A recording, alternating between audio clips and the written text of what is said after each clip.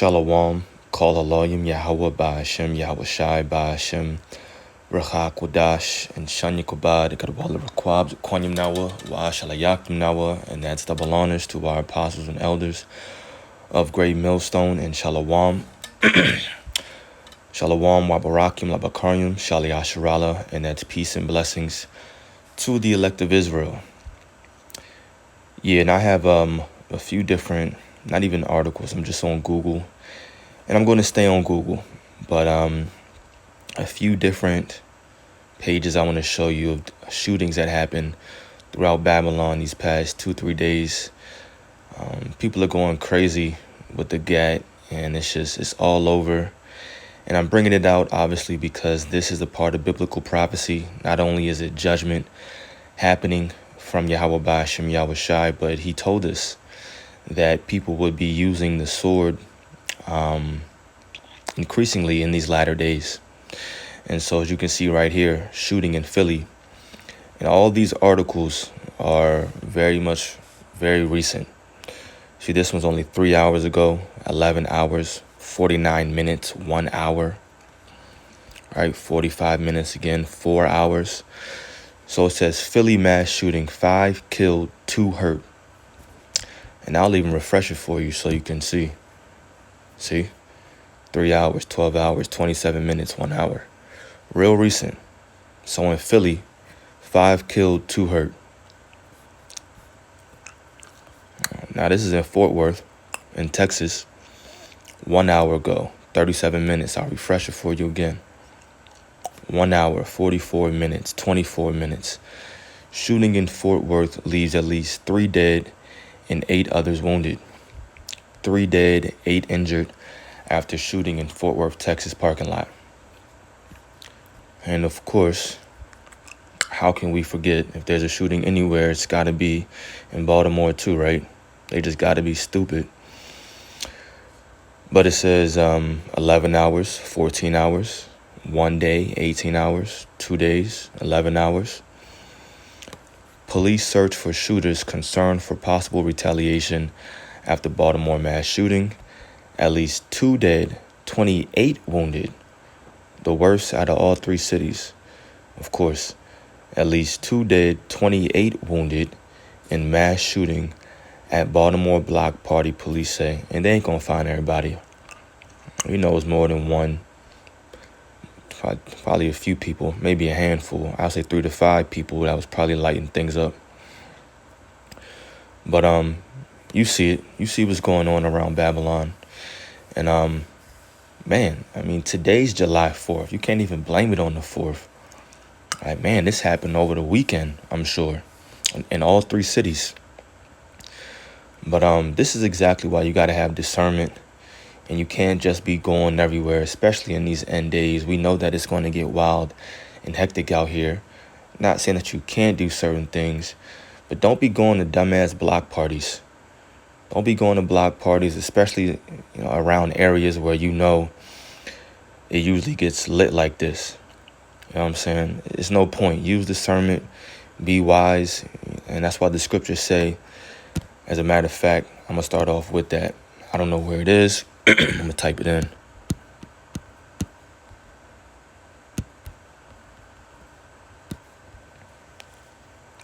Old Testament.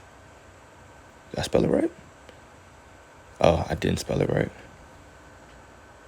D-I. Proverbs 2, verse 11. Discretion shall preserve thee. Understanding shall keep thee. I mean, that's straightforward, but let's get it in the NLT.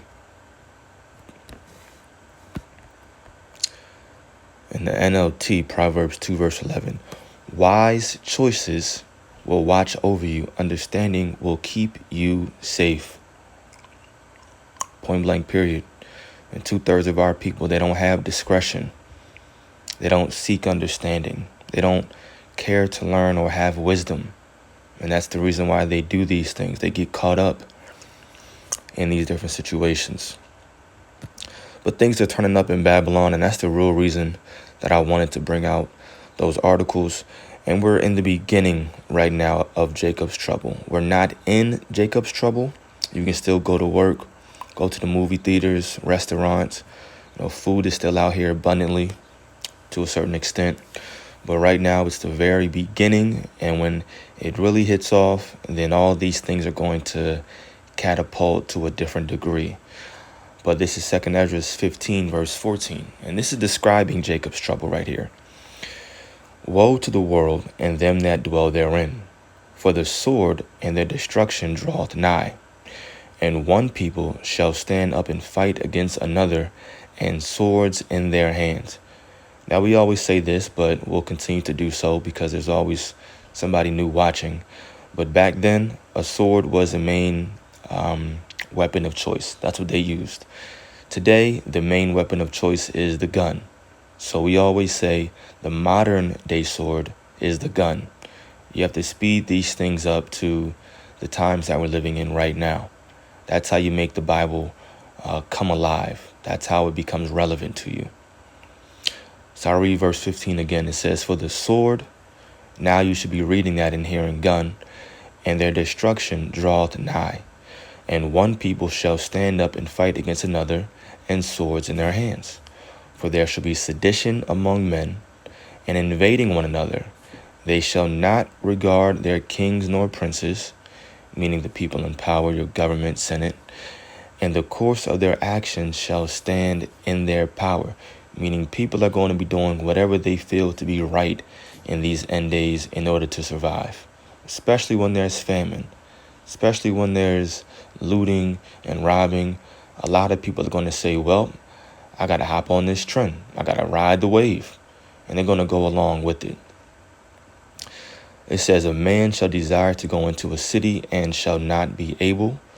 And that's cities being quarantined and sectioned off. For because of their pride, the cities shall be troubled, the houses shall be destroyed, and men shall be afraid.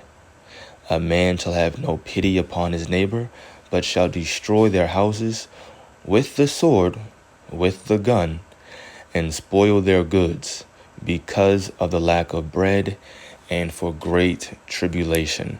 Now, more than likely, crap like this probably happened because it was a stupid argument that broke out. You know how niggas get. Can never just get together and have a peaceful time. It always got to be something. Oh, you talking about my girl, blah, blah, blah. You said what? And then boom, shots fired. Always something stupid. But in these end days, it's going to be give me your food type situations. Give me your food, hand me over your daughter, get out the house. I need a place to stay. And that's why you're going to be seeing shootings, people dead, others wounded. But you can see things are igniting, things are lighting up. Prophecy is jumping off the page. So many things happening. And once again, this is obviously judgment. And the scriptures talk about how the Lord's judgment proceeds forth in the earth every single day. And it's not even the fourth. Today's the fourth. People just going crazy. That's why you got to watch these holidays too. You got to watch these holidays and what you do around them as well. Because spirits are just invoked inside of people. And they just start doing crazy things. You don't want to get yourself caught up in the wrong place, wrong time. Anything can happen. That's why you always got to pray before you leave the house every day, holiday season or not. This is Isaiah, not Old Testament. Isaiah 19, verse 2. Let me get out the NLT. Isaiah 19, verse 2 says, and I will set the Egyptians against the Egyptians. Now, this is an end time prophecy right here. And seeing as though another name for America is called Egypt, well, the people here in America, aka Egypt, are also or can also be referred to as Egyptians. Just like America is also called Babylon, well, these people can also be referred to as Babylonians. They can be referred to as Romans. Shoot. This is also Sodom. Everything. Nineveh. So when it says, I will set the Egyptians against the Egyptians. It's talking about here in America, the people here are going to be set adverse against one another. It says, and they shall fight every one against his brother. And guess what they're going to have in their hand? The sword, the modern day sword, the gun. And they shall fight every one against his brother, because who fights nowadays? I mean, it sucks. It's a damn shame. It's not like how it used to be, but nobody is scrapping out here like that. And even if they are, the loser always got to come back with his boys, and they got to grab the strap on them, and they got to light the dude up that beat him up. It's always some kind of retaliation that involves a gun. Always.